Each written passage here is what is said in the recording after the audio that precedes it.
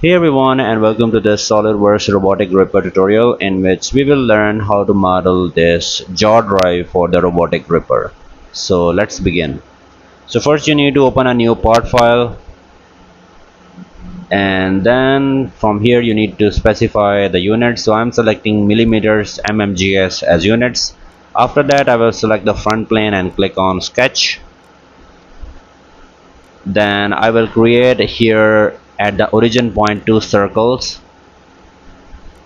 Select the smart dimensioning tool and specify the diameters of both of these circles. So the smaller diameter is going to be 8, and then the bigger circle diameter, this is going to be 16 mm.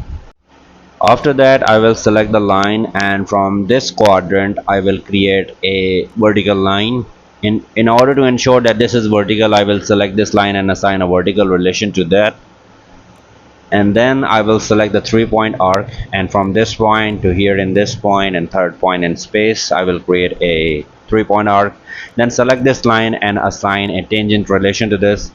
Then select smart dimensioning tool and specify the length of this vertical line as 34.72 millimeters. After that I will specify the radius of the arc as 8 mm. Then I will select the line and create a line here. This is going to be inclined.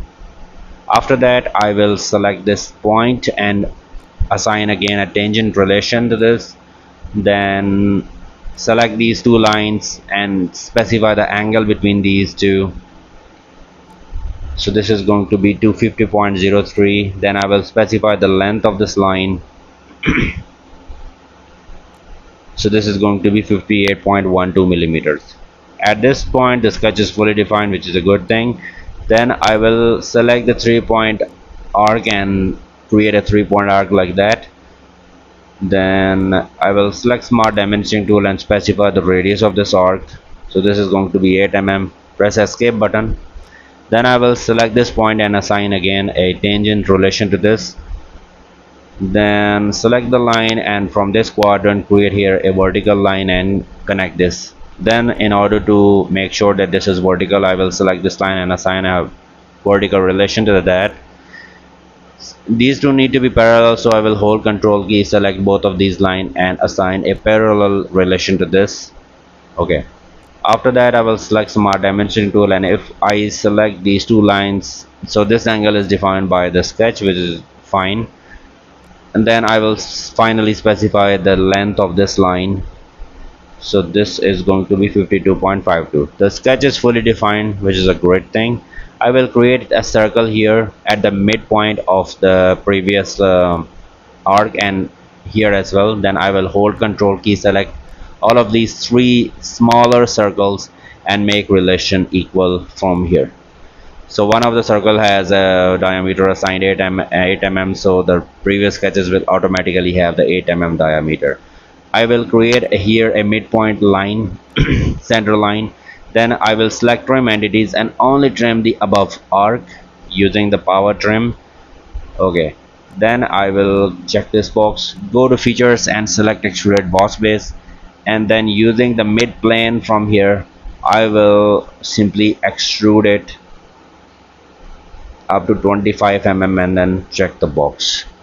Okay, right, now we have got this longer side and smaller side. I will select the smaller side and click on sketch. Then I will select the center line, and in this way I will create a vertical line.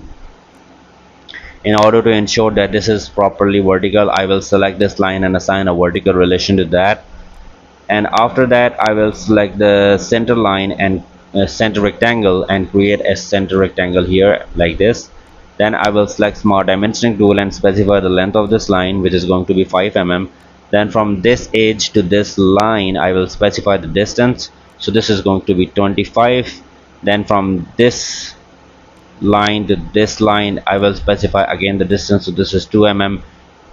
Okay, the sketch is fully defined, so I will go to features and select extruded cut, and I will specify here through all both and then check the box. Although through all would work, but I have specified through all both.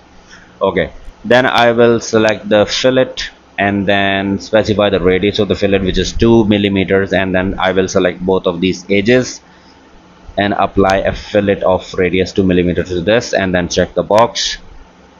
Then at this stage, if you want to apply any appearance, any color you like, for example, if I apply a blue color or this gray color, that's fine.